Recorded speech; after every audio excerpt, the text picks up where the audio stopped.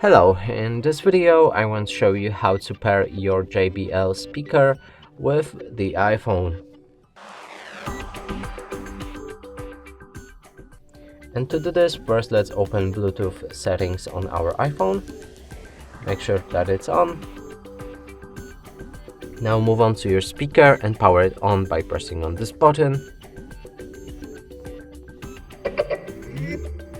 Now click on a Bluetooth button to enter pairing mode and wait till it's visible in other devices right here. Then click on it.